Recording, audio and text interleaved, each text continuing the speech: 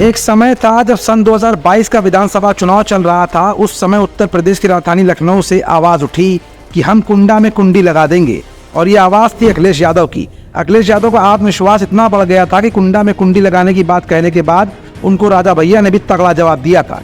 लेकिन जैसे जैसे समय बीतता गया वैसे वैसे राजनीति में विवादों की खाई अब पटने लगी है। कुछ कहा नहीं जा सकता कि अब क्या होने वाला है। लोकसभा चुनाव 2024 आया, भाजपा ने राजा भैया पर राज्यसभा चुनाव के समय डोरे डाले, लेकिन राजा भैया नहीं माने। यही नहीं, लोकसभा चुनाव 2024 के दौरान जब समर्थन की बात आई तो राजा भैया बेंगलुरु भाग गए और इधर चुनाव सिर पर था। लेकिन अमित शाह से मिलने का कोई असर नहीं पड़ा। यूपी की सियासत में अमित शाह का तड़का धरा का धरा रह गया और बाजी ले गए अखिलेश यादव। राजा भैया ने अखिलेश यादव की साइकिल तेजी के साथ दौड़ा दी।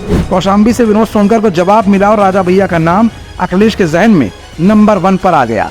लेकिन सवाल वहीं का वहीं, क्या 2027 के विधानसभा चुनाव में राजा और अखिलेश एक साथ आएंगे या फिर खिचड़ी कुछ और पकेगी? इन तमाम सवालों पर से पर्दा हटाएगी आज की ये रिपोर्ट। दरअसल प्रतापगढ़ की कुंडा रियासत के राजा रघुराज प्रताप सिंह उर्फ राजा भैया किसी परिचय के मोहताज नहीं है। राजा भैया के बारे में कहा जाता है कि वो सिर्फ प्रतापगढ़ ही नहीं बल्कि आसपास की सीटों पर भी खास असर डालते हैं। एक बार फिर लोकसभा चुनाव 2024 में कुछ ऐसा ही देखने को मिला है। राजा भैया ने आखिरी मौके पर अंदर खाने समाजवादी पार्टी का समर्थन कर दिया और सपा की कम से कम 2 सीटों पर जीत भी तय करा दी। जिस तरह से राजा भैया एक लंबी दूरी के बाद सपा के करीब आए हैं वो वाकई में हैरान कर देने वाला है और बीजेपी को परेशान कर देने वाला। लोकसभा चुनाव में ही राजा भैया ने केंद्रीय गृह मंत्री अमित शाह से बात की थी। इससे पहले राजा भैया ने राज्यसभा चुनाव में सपा को नहीं बल्कि भाजपा को समर्थन दे दिया था। मगर लोकसभा चुनाव के दौरान आखिरी समय में राजा भैया ने अंदर ही अंदर अखिलेश यादव को समर्थन करने के संकेत दे डाले और भाजपा को तगड़ा झटका भी दे दिया। ऐसे में अब सवाल ये उठ रहा है कि क्या राजा भैया फिर से अखिलेश यादव की पार्टी सपा की तरफ जा चुके हैं?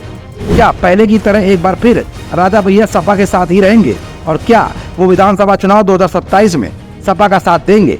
दरअसल बढ़ती हुई अखिलेश की ताकत और राजा भैया की जनसत्ता दल इस समय जनता के बीच में खासा लोकप्रिय होते जा रहे हैं, जिसे देखकर दोनों ही दलों में आपस में गठबंधन होने की संभावनाओं से भी इनकार नहीं किया जा सकता। क्योंकि जिस तरह से लोकसभा चुनाव 2024 में अखिलेश की 2 सीटों को पक्का कराकर राजा भैया ने अखिलेश की नजर में अपनी अहमियत को और भी ज्यादा मजबूत कर लिया है, तो वहीं अखिलेश यादव भी राजा की इस एहसान को नहीं भुलाना चाहेंगे। दूसरी वजह ये कि अखिलेश यादव का बढ़ता कद और 37 सीटों के साथ उत्तर प्रदेश में अपने बढ़ते वर्चस्व को मजबूत करना भी राजा भैया के लिए अब आकर्षण की वजह बन सकता है।